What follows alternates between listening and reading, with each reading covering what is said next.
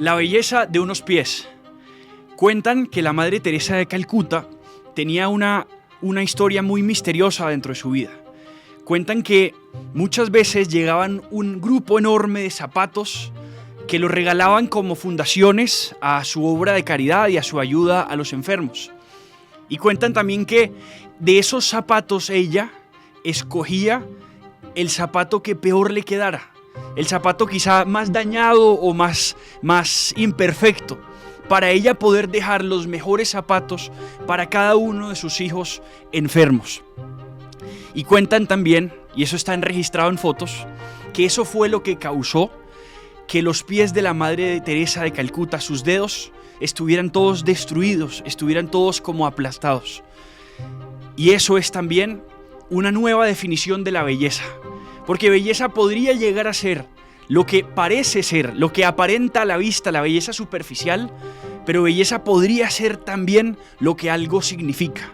En unos pies destruidos, en unos pies aplastados, puedes encontrar una historia de belleza mayor que la de cualquier imagen hermosa, porque en esa historia está la historia de un amor que renunció a sí mismo por otras personas a las que se entregó. Hoy vamos a hablar de un tema muy interesante que se llama la desintoxicación de los ojos. Desintoxicar los ojos. ¿Qué tiene que ver con todo esto? Pues tiene que ver especialmente con la belleza. Nosotros los seres humanos estamos hechos para la belleza. Eso es como una especie de deseo que tenemos en el corazón. Nuestro corazón tiene un montón de deseos. La palabra deseo es una palabra muy interesante. Viene del latín desidere, que significa precisamente como de las estrellas. Los deseos están puestos en nuestros corazones para que salgamos de nosotros, para que trascendamos, para que nuestro mundo no sea solamente las paredes que estamos, el cuerpo en el que estamos, para transhumanarnos, como decía Dante Alighieri en la Divina Comedia.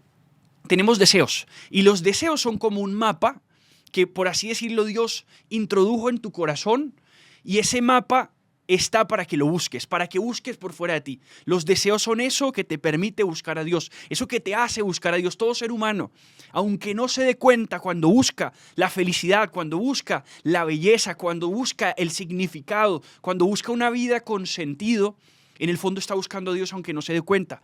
Chesterton tenía una frase muy interesante que decía: detrás de cada hombre que toca la puerta de un prostíbulo hay un corazón que busca a Dios. Y hay un tema muy interesante porque buscamos la belleza en cosas que nos trascienden, en cosas que son inmanentes y en cosas que son incluso no solo terrenas, sino inhumanas.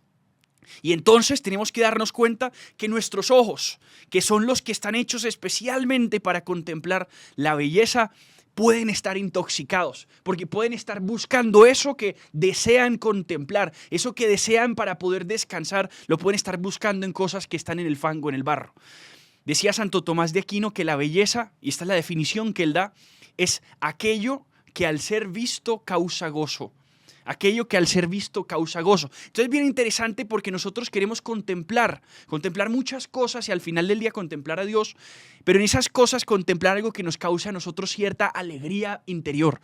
Una alegría, y la palabra gozo es distinta al placer, porque gozo es como una especie de alegría del alma. Placer es quizá una sobreestimulación de los sentidos. El gozo es mucho más grande y más poderoso que eso. Y entonces aquí nos damos cuenta que nuestros ojos pueden estar intoxicados. ¿Cómo están intoxicados nuestros ojos? Pues yo creo que la realidad y el diagnóstico de nuestro tiempo es muy sencillo. Vivimos en una cultura que se entretiene, se divierte, por así decirlo, le causa placer aquello que en verdad debería causarle dolor. Y le produce aburrimiento aquello que en verdad debería causarle asombro.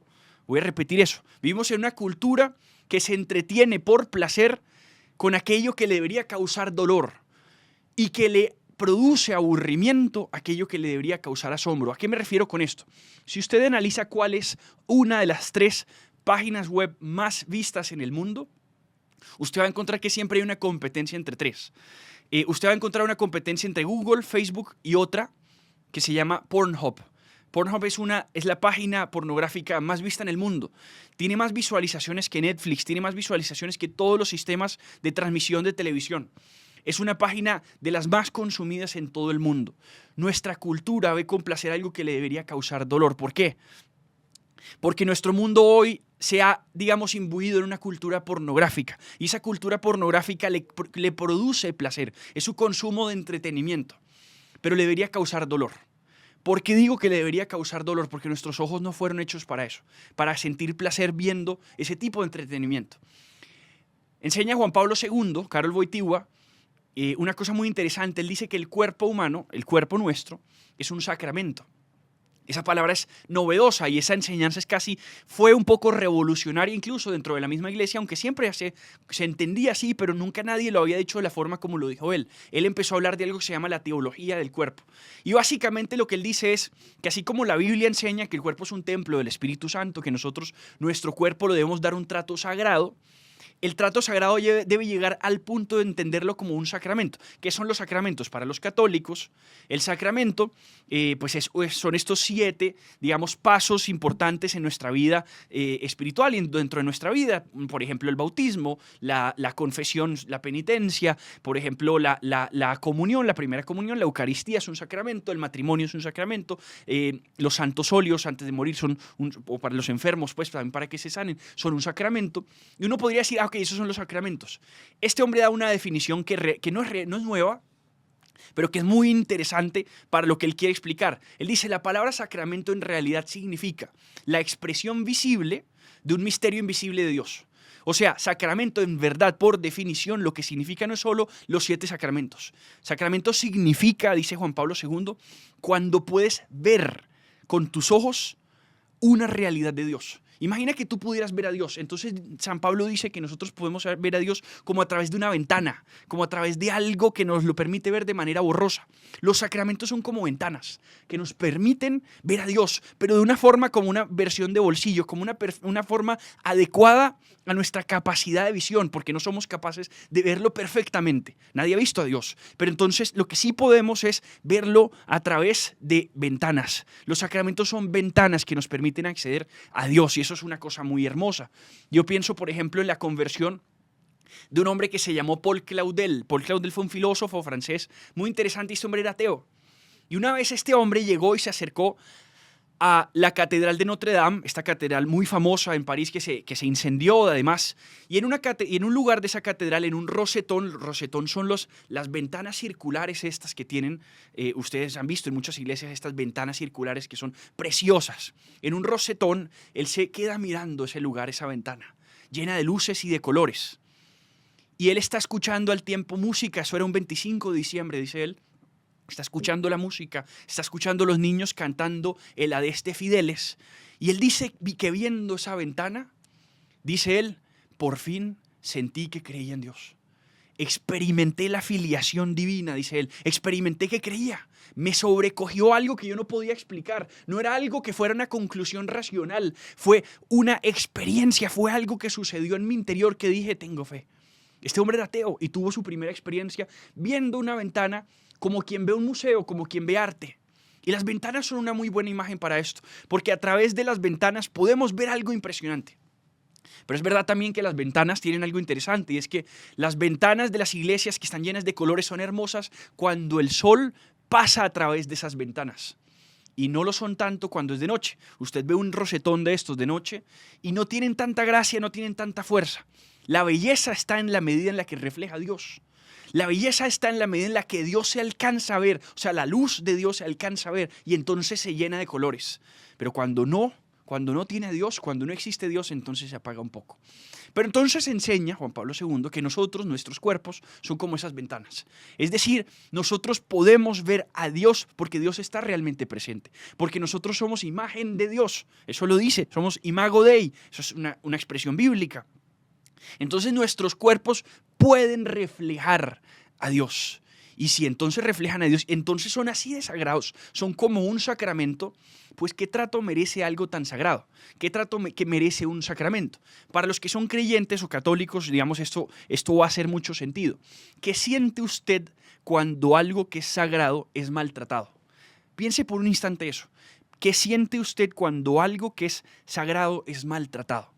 Es decir, ¿qué sientes cuando, por ejemplo, la Eucaristía, que es algo sagrado para nosotros los católicos, te das cuenta que alguien la trata con displicencia, o con maltrato, o con desinterés, o con desgano?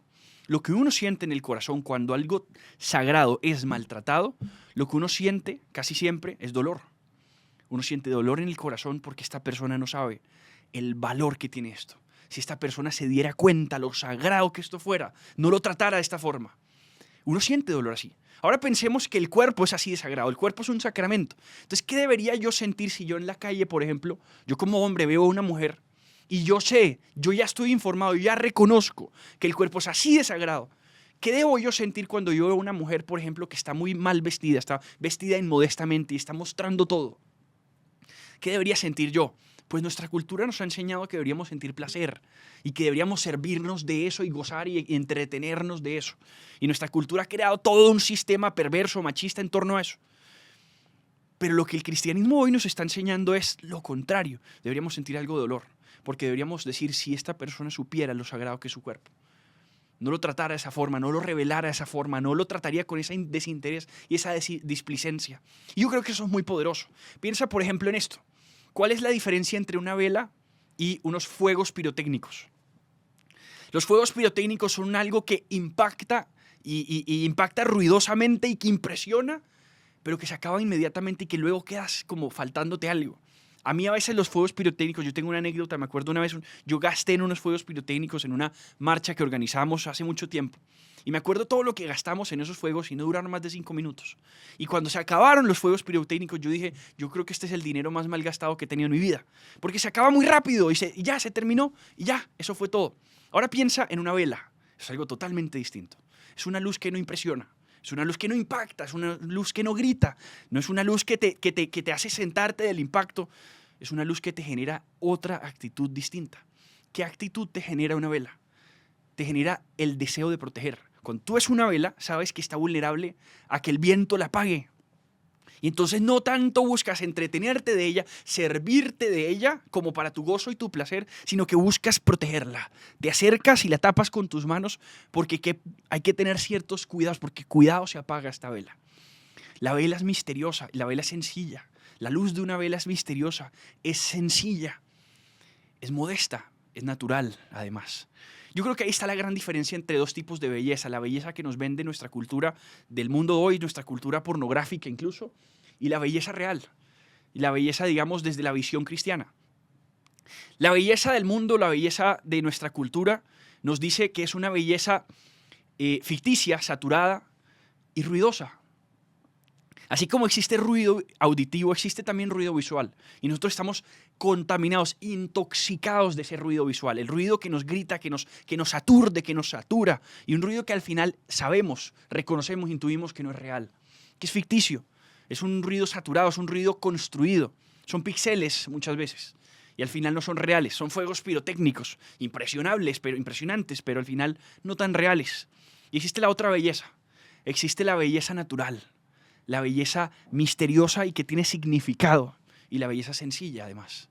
Esa es la belleza de verdad, y es una belleza radicalmente distinta a la que nos vende en este mundo. Entonces tenemos una situación muy grave y muy delicada, porque es que tenemos ojos intoxicados, y muchos, aunque podamos decir, no sé, yo no consumo pornografía, yo dejé eso hace mucho tiempo, eso ya no es un vicio que tiene poder sobre mí, aún así podemos tener los ojos intoxicados, porque todavía nuestros ojos pueden estar configurados a sacar uso y placer de las cosas que vemos, y no tanto a asombrarse y contemplar y buscar proteger como algo sagrado aquello que miramos. Está la belleza ficticia que te hace disfrutar y entretenerte y sacar placer de ella. Está la belleza real que te invita a proteger y que te genera otra actitud frente a ella. Son dos bellezas totalmente distintas. Pero ¿cómo pasas de entretenerte por placer a lo que te debería causar dolor a contemplar verdaderamente la belleza como se debe? Esto es todo un tránsito larguísimo, porque nuestra cultura, ¿cómo pasa del placer, de sentir placer y gusto, a sentir dolor por eso? A darse cuenta que, por ejemplo, el consumo de pornografía es una cosa satánica. ¿Por qué? Por una sencilla razón, porque aquello sagrado está siendo exhibido, y está siendo exhibido en su maltrato absoluto. Y digo esto de muchas formas, porque en primer lugar el cuerpo no tiene ningún trato de dignidad hacia esa persona. Las mujeres son simplemente usos. Y es esa belleza que te invita a usar, a utilizar. Y en ese proceso de utilizar genera una cultura completamente dañina. Yo nada más estudiaba, había una doctora, una profesora de los Estados Unidos, de Chicago, la doctora Gail Dines. Esa doctora es feminista y es una mujer anti-pornografía, o sea, es una, digamos, una abogada en contra de la pornografía. Y lo que esta mujer dice es que básicamente no hay nada que hoy más esté deteriorando la dignidad de la mujer. Es una mujer feminista, secular, nada religiosa ni mucho menos. Dice, nada que deteriore más la dignidad de la mujer que la cultura pornográfica. Porque según la cultura pornográfica, la mujer es un objeto de uso. Y uno se pone a analizar, y esto lo presenta esta doctora, que es muy interesante y que invito a estudiarla y leerla. Ella dice, la pornografía está, y el consumo de pornografía y la producción de pornografía, por generar ese efecto adictivo y ese efecto escala que siempre pide más, para poder impresionar cada vez más, como los fuegos pirotécnicos, debe impresionar mucho más a los que los ven. Tiene que siempre inventar cosas más escandalosas e impactantes, al punto que hoy el consumo de pornografía incluye cosas, lenguajes racistas, maltrato, violencia, asfixia, todo trato misógino, violento, todo lo que de alguna forma el feminismo tanto critica, la cultura pornográfica lo encarna. Lo impresionante es esto, que el feminismo parece haberse equivocado de su enemigo. Porque al tiempo que el feminismo está criticando y atacando al cristianismo y a los que son creyentes y le llama a eso patriarcado, es indiferente o parece que no existe para ellos, para ellas, la cultura pornográfica, que es aquella que realmente está causando abusadores, feminicidas, como les quieran llamar. Uno debe darse cuenta de todo eso. A mí me pareció demasiado revelador el testimonio de Ted Bundy. Seguramente ustedes han escuchado hablar de él. Ted Bundy fue un asesino en masa y fue un abusador de mujeres en masa. Y este hombre, antes de que le dieran la pena capital, porque lo mataron estando en la cárcel, le dieron la pena de muerte en los Estados Unidos, este hombre da su testimonio, su confesión, y en esa confesión dice, ustedes no se imaginan, estoy parafraseando un poco, pero búsquenlo, esto fue lo que dijo. Dijo, ustedes no se imaginan el efecto que tuvo en mí el consumo de pornografía, y no solo en mí, porque yo llevo mucho tiempo aquí en la cárcel y conozco a muchos, y ninguno de ellos me ha dicho que no consuma pornografía, todos consumen. O sea, no se imaginan la relación que hay unida, la correlación que hay hoy entre todos los abusos, la violencia, y etcétera, y el consumo de pornografía. Obvio, esto no significa que todo el que consuma pornografía luego se va a ir a violar, a abusar personas, no, por supuesto, pero es un caldo de cultivo, es un causante posible. Está generando una cultura en la que la mujer es usada. Está generando una cultura en la que tú no debes sacrificarte por una mujer para acceder a su intimidad. Porque es que cuando te enamoras de alguien y el proceso para conquistar a esa persona implica una serie de sacrificios, una serie de poner a riesgo tu propia imagen y reputación, una serie de arriesgar tus propios miedos, de acercarte a esa mujer y decirle que estás enamorado de ella y aceptar que posiblemente te diga que no y que te rechace y exponerte a ese rechazo, a ese ridículo, a ese fracaso, por así decirlo. Exponerse a todo eso es una posibilidad cuando te enamoras de una mujer. Y la cultura pornográfica te está diciendo, oye, no necesitas todo eso, no necesitas el sacrificio de luego de conquistar, enamorar y cultivar y hacer crecer esa relación. No lo necesitas, porque puedes a fuerza de solo abrir tu celular y presionar botones, abrir una página, puedes acceder a todo eso que en otra cultura, por ejemplo la cultura cristiana, tiene todo un proceso en el que además te comprometes a entregarle tu vida a esa persona y a servirle para siempre y amarla para siempre, para poder acceder a la intimidad de ella luego de haberte casado con ella. Y eso es una cosa que te está diciendo la mujer, vale todo ese sacrificio, eso vale una mujer, toda esa entrega de tu propia vida, eso es lo que vale ella. Acá te está diciendo, ella no vale absolutamente nada, con solo hacer un clic puedes acceder. Es una cultura radicalmente distinta y que está haciendo muchísimo daño. ¿Cómo entonces pasamos de acá a acá, aprendiendo a contemplar? Y aquí viene la parte más importante entonces. Debemos desintoxicar nuestros ojos. Debemos entrenarnos para el cielo. Miren qué interesante que cuando se habla del cielo se utiliza la expresión visión. Uno habla de la visión beatífica. O sea, quizá el mayor gozo, la mayor alegría que va a existir en el cielo, cuando llegues al cielo, va a ser esa visión. Va a ser que vas a ver el cielo. Vas a verlo con tus ojos. Con mis ojos de carne, dice el libro de Job. Te voy a mirar.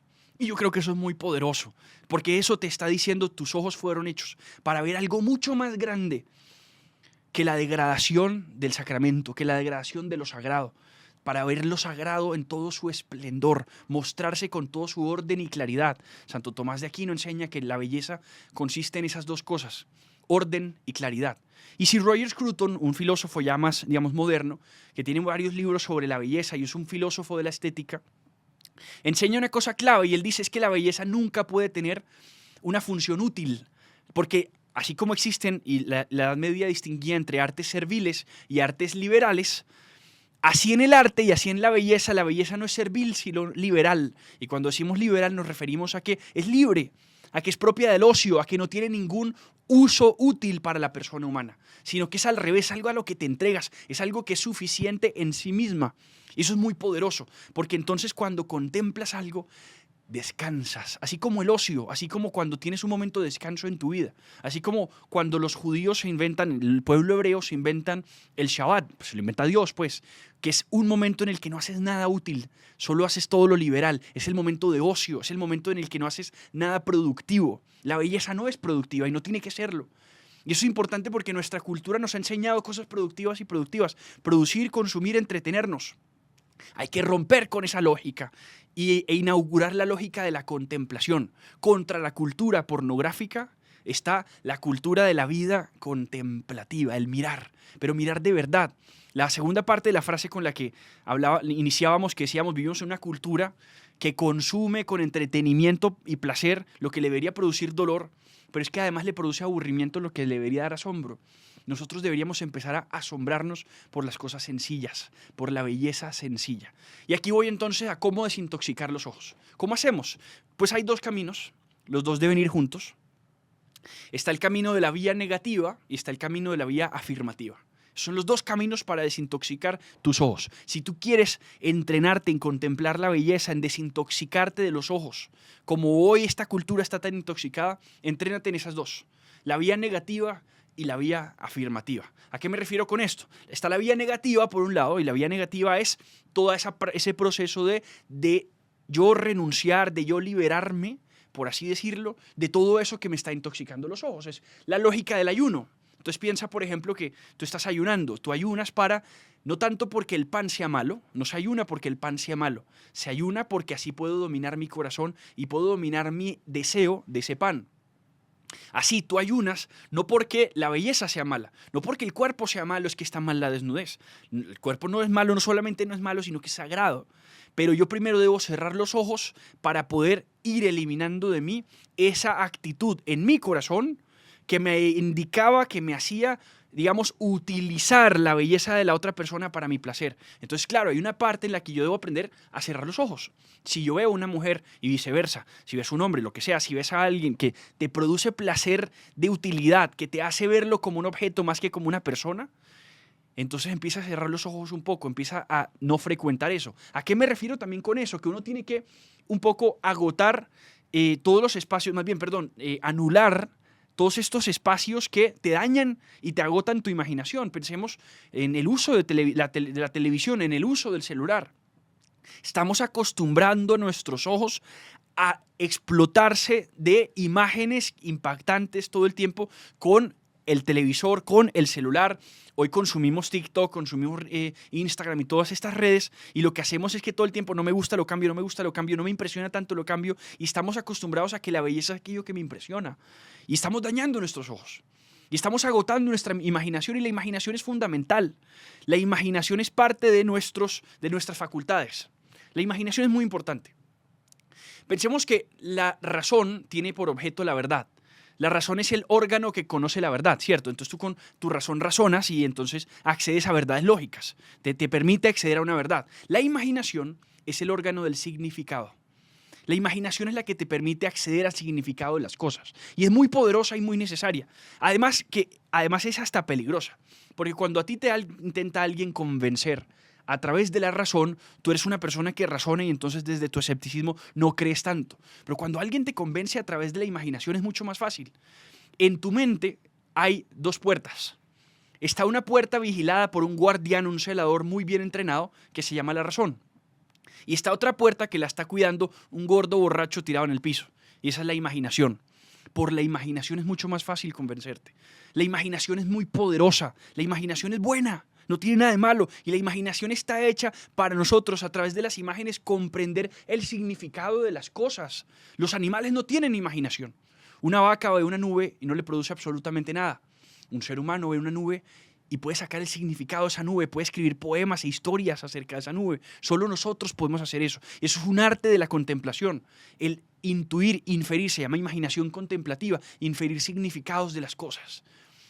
Pero ¿qué pasa? Que cuando nos impactan tanto las cosas y nos gritan tanto las cosas, entonces nos aturden, nos saturan. Y entonces no podemos sacar ningún significado porque estamos saturados. Y por eso que parece aburridor, que es la belleza sencilla como de una vela, eso genera contemplación y te despierta una apreciación por la belleza, un asombro real. Imagina que estás viendo el mar. A mucha gente hoy le podrá aburrir el mar y saca un celular y empieza a ver, qué sé yo, videos en sus redes sociales. Apaga el celular y mira el mar. Y mira qué te dice el mar. Mira qué te muestra el mar. Mira, escucha el sonido del mar que parece el sonido de tu propia respiración. Mira cómo el mar es inmenso y al mismo tiempo es pequeño, porque tú puedes acceder a él. Mira cómo el mar tiene una superficie que puede estar tranquila, pero por dentro puede estar llena de una profundidad y de unos cambios y de unas especies y de unas naturalezas. Contempla las cosas sencillas, contempla el rostro de una persona que amas. ¿Por qué tiene belleza a los pies de la Madre Teresa de Calcuta? ¿Por qué la belleza de la Madre Teresa de Calcuta podemos concluir que es más hermosa que la de una modelo de una pasarela de, qué sé yo, cualquier marca famosa? Porque la belleza sencilla hay que empezar a contemplarla, pero para eso hay que desaturdirse, hay que desaturarse. ¿Por qué la imagen de Jesucristo podríamos decir que es la imagen más hermosa del mundo? Aunque también podríamos decir que es la imagen más fea del mundo. Jesús en la cruz es posiblemente la imagen más horrible del mundo. Es un ser humano en su cuerpo lleno de sangre y destruido. O sea, si uno ve solo lo que se ve, eso es equivalente a la portada de un periódico amarillista de cualquiera de nuestras ciudades, que están llenas de sangre. Porque esta es la imagen más hermosa y ha trascendido a la historia y es de la que más se han hecho cuadros y pinturas y bellezas por todas partes. Porque la belleza no es solo lo que se alcanza a ver y te impacta. La belleza es lo que algo significa. Y cuando ves un crucifijo no piensas solo en cómo se ve, que por supuesto, piensas en cuánto significa eso, el significado de esa imagen. El significado de esa imagen es: nadie me ha amado tanto como este que entregó su vida por mí. El significado de los pies de la Madre Teresa, de las arrugas de tu abuelita, del dolor de las cicatrices de tu padre por todos los sacrificios que ha tenido por ti. El significado de tu esposa con sus estrías y con sus dificultades y con su imperfección. Eso es belleza. Mientras que la cultura pornográfica te dice que admires esos píxeles perfeccionados por computadores. La contemplación y la imaginación contemplativa te dice que va a ser el significado de esas estrías en tu esposa. El significado de esa belleza que tienes a tus ojos, el significado de tu hijo o de tu hija que te mira con esa mirada pura e inocente. El significado de esas ventanas que a través de su luz te están mostrando a Dios. Te están mostrando la verdadera imagen de Dios. Cuando ves algo que el mundo rechaza. A mí me pasó. Yo me encontré con Dios cuando yo no creía tanto en Dios. Me encontré con Él a través de una ventana llena de mucha luz que fue el rostro de un joven con síndrome de Down. Y Él en sus ojos me mostró el rostro de Cristo y ahí empecé a creer por primera vez. Esa fue mi propia historia. Y la historia de todos nosotros. Tú mirando a los ojos o tú mirando algo te va a mostrar a Dios. Vas a encontrar una ventana al cielo, una ventana que te va a sanar. La imaginación es así de poderosa porque es real. Porque por las imágenes Cristo habló. Porque Dios usaba parábolas y con las parábolas entraba en nuestra imaginación y conquistaba nuestro corazón. Entonces, después de la vía negativa, que es cerrar los ojos y no ver aquello que te aturde y te hace daño, la vía afirmativa, que es ver y contemplar eso que para muchos es aburrido. La sencillez, esa velita, cuídala y contémplala. Cuando yo veo los ojos de mi hija, por ejemplo, me habla de mi vocación de protegerla, porque estoy como viendo una velita. Prefiero esa belleza infinitas veces, que cualquier otra belleza aturdidora del mundo o saturada de este mundo, porque esa es la belleza real y esa es la belleza que me elige. Decía Benedicto XVI en un discurso que le dio a unos artistas, que la belleza hiere el corazón, luego le abre los ojos para contemplar la verdad y luego lo elige. La belleza tiene esos 3 pasos. Primero te hiere. Te genera una herida en el corazón, como que te abre algo, te hace sentir una emoción muy fuerte. Luego te abre los ojos hacia una realidad y después de esa realidad te elige. Y así es tu vocación. A mí me pasó que yo me di cuenta que debía defender la vida desde la concepción porque esos niños, muchos de ellos con síndrome de Down, los rechazan porque no quieren ver el rostro desfigurado, el rostro maltratado de Cristo en la cruz ahí en esos niños. Y la belleza me mostró a mí el rostro de Cristo en esos niños. Me lo mostró en un niño que me mostró a Dios. Y en esa belleza me di cuenta de la vida que tienen y la dignidad que tienen. Y después en esa belleza me sentí elegido. La belleza tiene esos 3 pasos. Te hiere, te hace ver y te elige. Esa es la realidad. Y necesitamos vida contemplativa, porque en la vida contemplativa vas a experimentar un gozo nuevo. Los místicos son eso. Esos que ven lo que nadie es capaz de ver. Los que tienen esa intuición, esa contemplación que nadie más ve, porque todos están aturdidos en sus televisores. El místico ve esa belleza afuera en la calle, en la vida real, y la palpa. Por eso Santo Tomás de Aquino enseña algo muy poderoso, que el que experimenta las grandes gozos y alegrías del cielo, inmediatamente pierden fuerza ante él las tentaciones. Cuando tú gozas, esa es la parte afirmativa, gozas de la contemplación real, de ver esa ventana y ver a Dios, cuando ya viste la luz del sol, no solamente la luz del sol, ya entonces esos fuegos pirotécnicos no te interesan ni te llaman la atención, pierden fuerza. Si quieres desintoxicar tus ojos, mira la verdadera luz. Por eso Santo Tomás hablaba que la belleza es claridad, claridad y orden, es como esa ventana. Mira esas ventanas en el mundo, búscalas, que las tienes por todas partes, en tu familia, en aquello que Dios te llama, en tu vocación, en tus cercanos, en tus amigos, ahí están esas ventanas. Mira a Dios y ten pausa, piensa, date cuenta que ahí está esa verdad, y date cuenta que te ha elegido esa belleza para algo grande en este mundo. Ahí vas a descubrir también tu vocación. Muy bien, y con eso terminamos con una idea, y la idea es muy sencilla. La idea es la siguiente: analiza el guión de tu vida y desactívalo. Descubre el guión de tu vida y desactívalo. ¿A qué me refiero con esto? Esto es el primer paso de la vía negativa. Analiza, descubre el guión de tu vida y desactívalo. Si tú, por ejemplo, tienes lucha con el consumo de pornografía, hay una cosa que se inventó un médico que analiza el consumo y la adicción a la pornografía, que se llama el doctor Kevin Skinner. Y él habla de la secuencia de desactivación. Resulta que tú tienes un guión. Uno no consume pornografía así. Hay un proceso en tu mente, o cualquier vicio, el que sea, que te hace traicionarte y traicionar a Dios. Y tú vas en un proceso, van pasando ciertas cosas hasta que caes. Hay que analizar todo ese guión para poder desactivarlo. Este hombre dice que existen dos detonantes que causan la adicción a la pornografía. Uno se llama la imagen gatillo y el otro se llama la emoción negativa. La imagen gatillo, ¿qué significa? Cuando tú ves una imagen que parece inofensiva, pero es la imagen primera que te hace introducirte a muchas otras más. Es una imagen inofensiva. Suponte, ves a una mujer en vestido de baño que sigues en redes sociales y le das clic a la cuenta de esa mujer y empiezas a ver las fotos de esa mujer, que no son tan violentas, no son tan pornográficas, digamos, en teoría. Ya de entrada ahí estás haciendo algo que naturalmente, humanamente sería imposible. Si a ti te ven alguien, por ejemplo, en la calle, viendo a una mujer en vestido de baño y quedándotela mirando, te van a mirar como un enfermo, te van a criticar. Pero las redes sociales te permiten hacer eso sin que nadie te ataque ni te critique, y eso pasa. Ya eso está mal, pero el cerebro, como está tan adecuado a eso, no advierte que eso está mal. Eso se llama imagen gatillo, la primera que ves que te introduce hacia muchas otras cosas más. Pero luego también hay una emoción negativa. Estos vicios se sirven mucho de emociones negativas. Por ejemplo, tú piensas, me siento solo, me siento triste, me siento defraudado, me siento mal, me siento que mi vida no tiene sentido, vacío. El vicio se sirve de esas emociones negativas porque te hacen buscar una vía de escape a la emoción negativa. Esto es importante porque al advertir esto debes darte cuenta que debes desactivarlas. Entonces, por ejemplo, enseña este doctor Kevin Skinner que si ves una imagen gatillo, la desactivas hablando en voz alta. Entonces tú puedes decir algo como esto: imagen gatillo. A ti mismo te hablas en voz alta porque eso hace que tu cerebro se exponga ante la realidad y entonces se active y diga, ¿qué estoy haciendo? E inmediatamente deja de hacerlo. A las emociones negativas respóndeles con oración, con fuerza espiritual. A tus pensamientos negativos respóndeles con oración. Teresa de Ávila enseña que cuando el diablo te recuerda tu pasado, por ejemplo, te quiere meter una emoción negativa, ella dice, recuérdale su futuro. Recuérdale que estás vencido, que lo conquistaste, que tú venciste, que él no puede contigo. Ora. Las preocupaciones son una advertencia de tu mente de que necesitas orar. Esas dos vénselas, porque luego de eso empieza la primera idea. Ese es el siguiente paso en el guión. La primera idea: ¿qué pasa si yo busco esto en esta aplicación o en esta página? Y ahí empieza ya, después de la herencia de estas dos, empiezas a considerar consumir pornografía. Es muy peligroso porque él dice que después de esa primera idea se empiezan a activar muchas cosas en tu cuerpo.